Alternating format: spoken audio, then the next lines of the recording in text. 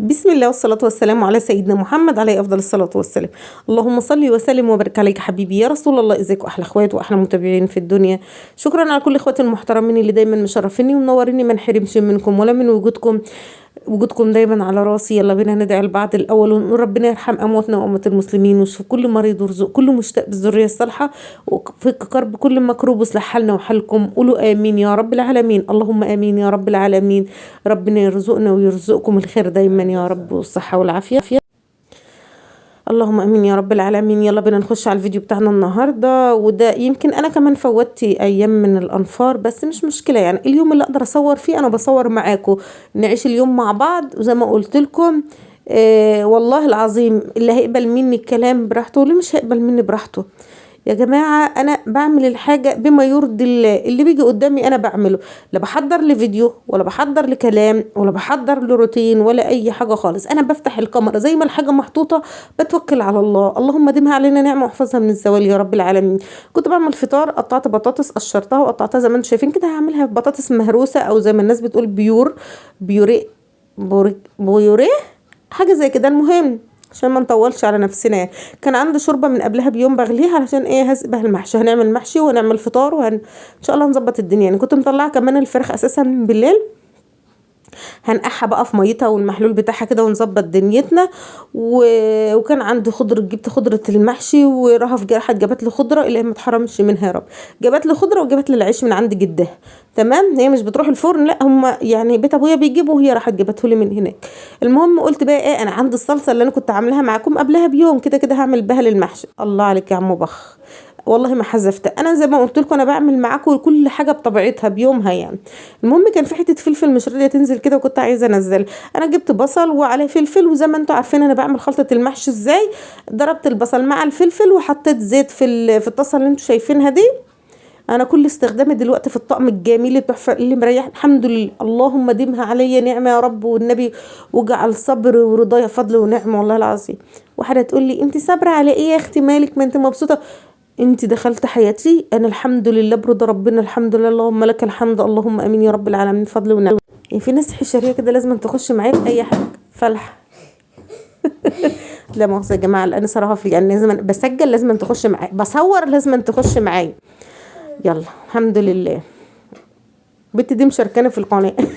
المهم حطيت في الطاسه بتاعه اللي زي ما انتم شايفين اللي هي الصينيه بتاعه الفرن دي، حطيت زيت وبعدين حطيت البصل والفلفل. وانا ما بحمرش صلصه المحشي، ما بحمرش البصله يعني، يا دوبك بتصفر، يا دوبك بحط الطماطم. وبما ان الطماطم اصلا بتسبكه زي الفل، عايزه اقول لكم ان انا كل دي يعني بجهز للمحشي وانا اساسا بجهز للفطار.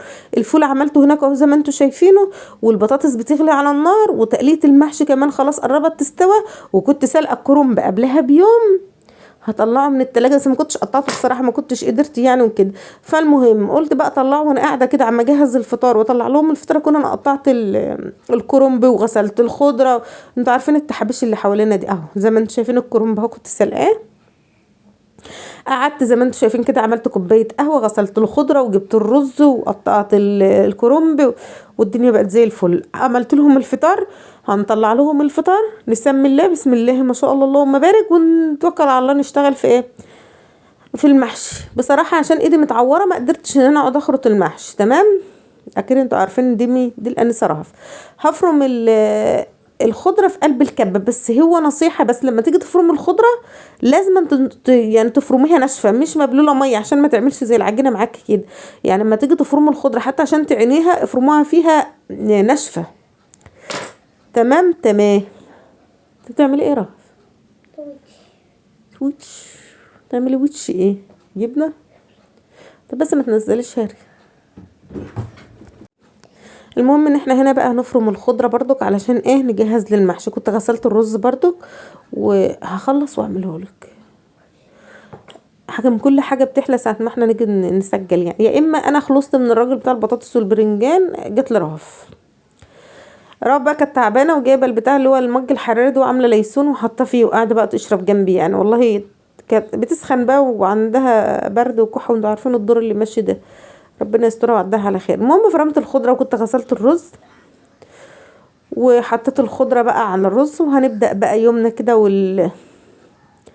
والليله الجميله اللي احنا في كل ده بجري عشان الكهرباء ما تقطعش، وفعلا برضو يعني قطعت علينا الحمد لله. الكهرباء دي مش مفرحاني والله العظيم، كل ما اخلص روتين ما اعرفش اكمله منها. المهم حطيت كمون، حطيت كزبره ناشفه، هحط بقى البهارات اللي عندي. انا اصلا هم دول شويه البهارات اللي عندي، والله ما عندي بغيرهم يعني، بس ان شاء الله راح اجيب بهارات يعني باذن الله. ودول حبه الشطه اللي كانوا فاضلين حطيتهم، ونقطه بابريكا كده. وهنقلب بقى البهارات اهو. بقول لكم شوفوا صوابعي مقطعه يعني عايزه اقول لكم ان الملح بيخلي ايديا يعني الحمد لله الحمد لله قدر الله ما شاء فعل. المهم قلبت الخلطه كلها، وكان ايه خلطه المحشي اساسا كتير وحلوه زي الفل يعني. بسم الله الرحمن راف كانت بتشرب ليسون.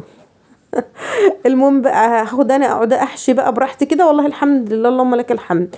مرات اخويا جت حشت معايا، جزاك الله كل خير يا ام عبد. آه، المهم حشينا حله المحشي وظبطنا دنيتنا وغلينا بقى. دي الشوربه اللي كانت عندي قبلها بيوم، وانا كده كده سلقت فراخ، وانتوا عارفين اساسا سلق الفراخ يعني. فحطيت ايد المحشي. خير يا رف حاجه تتفرج على ايه؟ هتيجي انت والسعود انت والسيوده دلوقتي صح؟ بس ما شاء الله اول ما صوركم الكهرباء هتقطع. اللهم بارك. هم كانوا قاعدين جنب في المطبخ على الترابيزه، هتشوفوهم دلوقتي مشغلين كرتون على التليفون وقاعدين يتفرجوا عليه.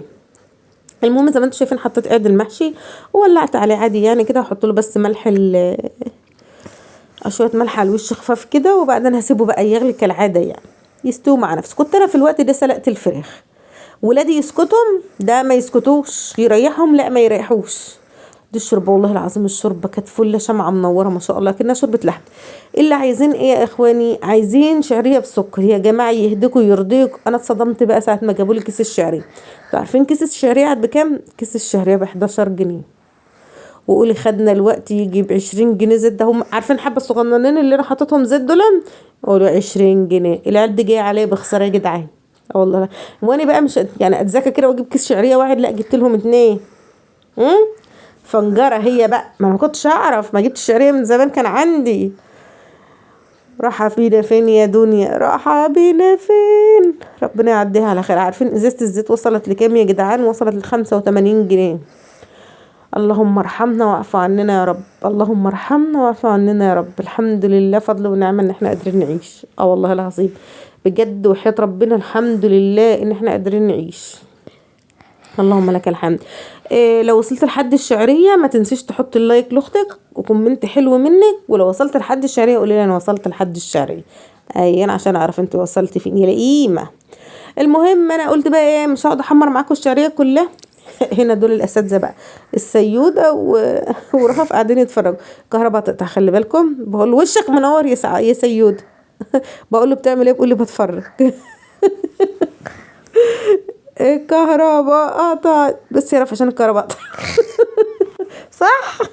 المهم في وقت الكهرباء كنت انا ايه خلصت الشعريه، حطيت عليها السكر والفانيليا وبزودها بقى اكني بعمل رز، فاهمني؟ اكني بطبخ رز عادي. لا المهم بقى ايه خلصنا كده اهو، بعبلهم ياكلوا. هما كانوا عايزين ياكلوا حاجه حلوه يعني. يلا الحمد لله. والمحشي هنا اهو والله العظيم انا حطيته الانفار كان لسه عايز تكه كده، بس هما كانوا جعانين وعايزين ياكلوا والكهرباء قطع. حمرت الفراخ وجبت والله شوفوا هما اساسا خدوا الاكل وانا ما كملتش بقيه التصوير. قلت لهم خلاص حطوا الاكل بس الانفار الاول بعدين مش مشكله يعني.